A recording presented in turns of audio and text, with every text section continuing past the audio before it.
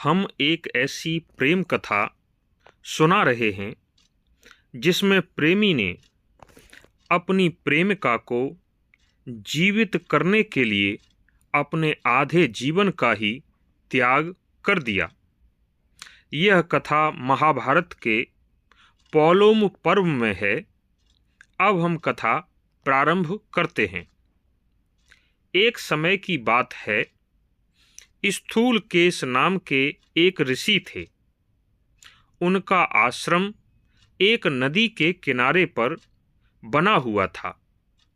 एक दिन उनके आश्रम के निकट ही ऋषि स्थूलकेश ने एक नवजात बच्चे के रोने की आवाज सुनी।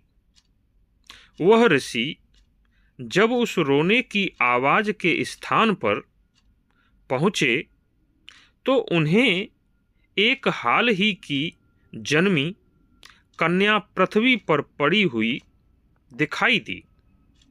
उस नवजात कन्या को लावारिस पड़ी हुई देखकर उन ऋषि को उस पर दया आ गई।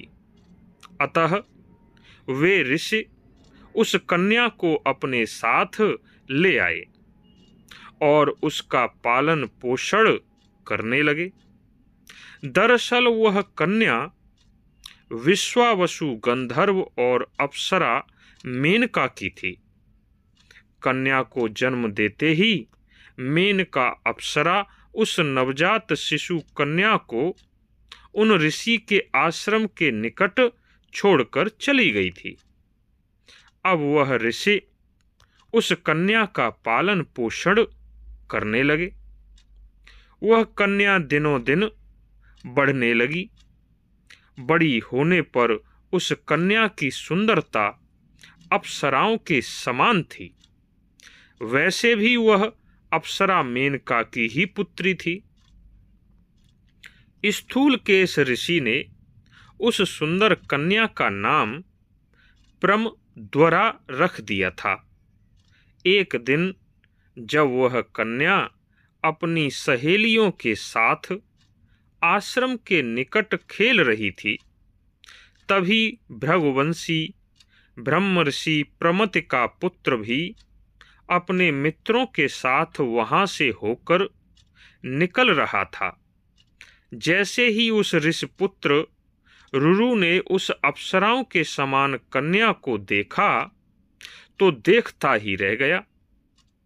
पहली दृष्टि में ही उस ऋषिपुत्र को सुंदर प्रमद्वरा से प्रेम हो गया। अब तो रुरु की दशा ऐसी हो गई जैसे एक सच्चे प्रेमी की होती है।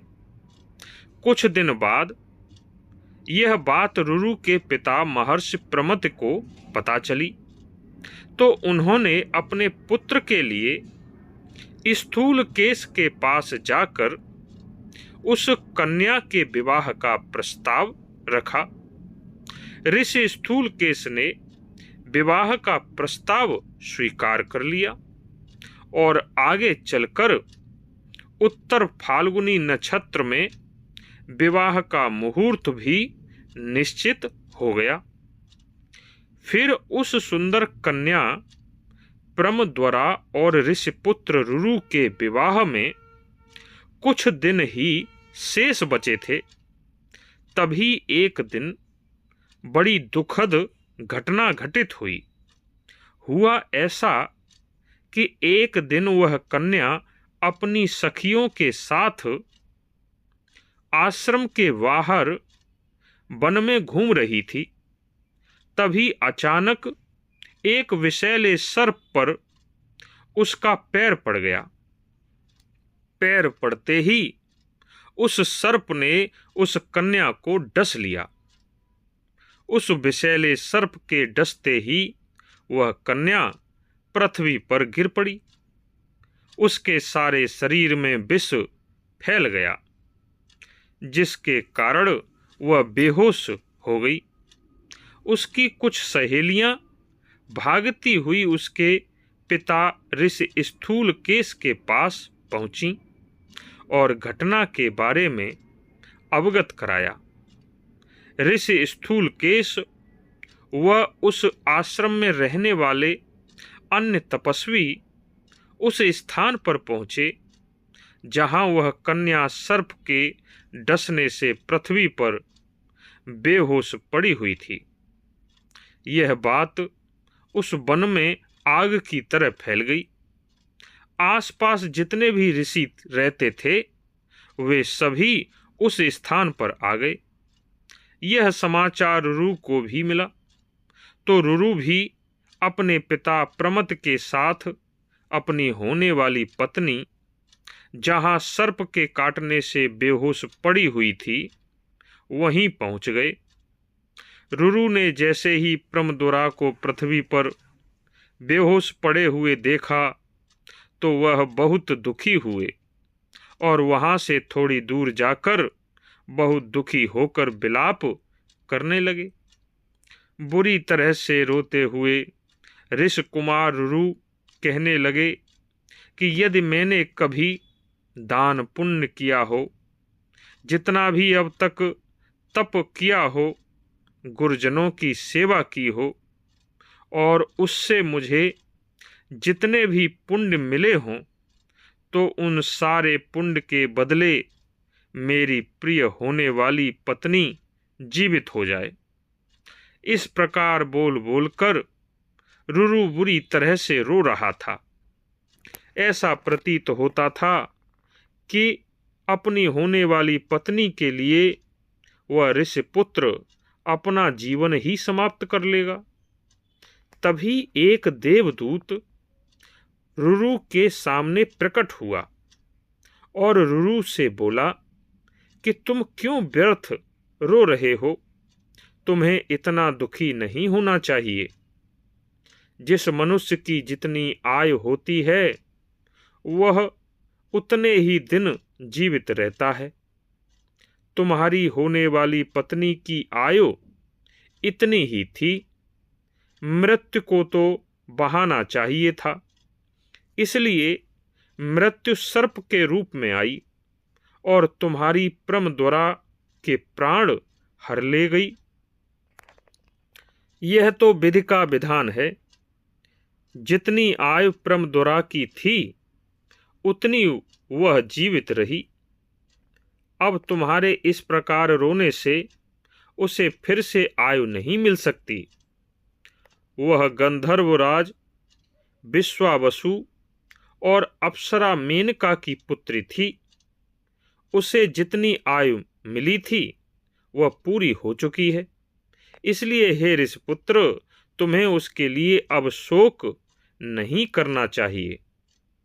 लेकिन रुरु पर उस देवदूत की बातों का कोई भी प्रभाव नहीं पड़ा।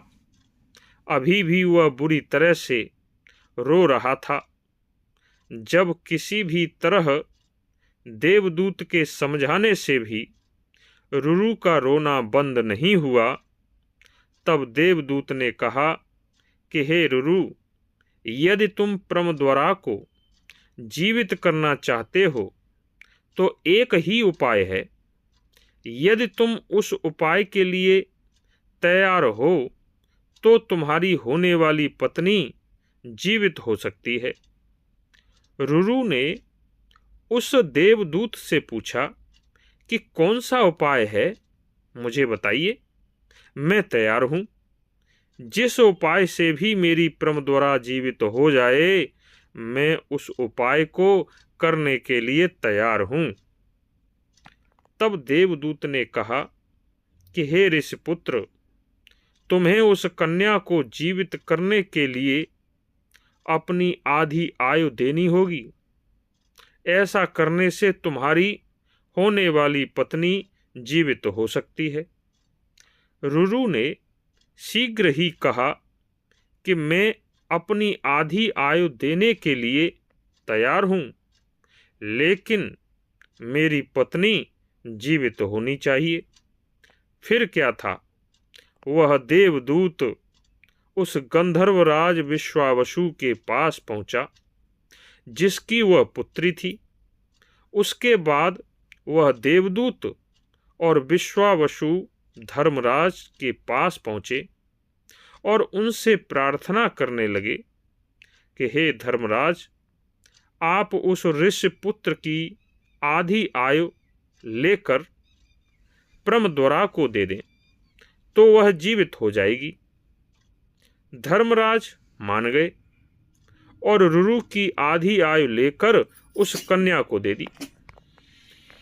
जो कन्या अभी सर्प के डसने के कारण पृथ्वी पर मृत पड़ी हुई थी, वह अचानक ही जीवित हो गई।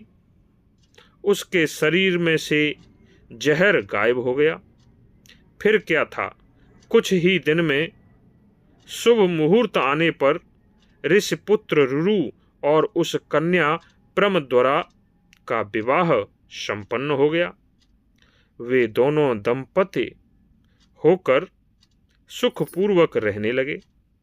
फिर इसके आगे क्या हुआ, यह हम अगले वीडियो में बताएंगे। तब तक के लिए धन्यवाद।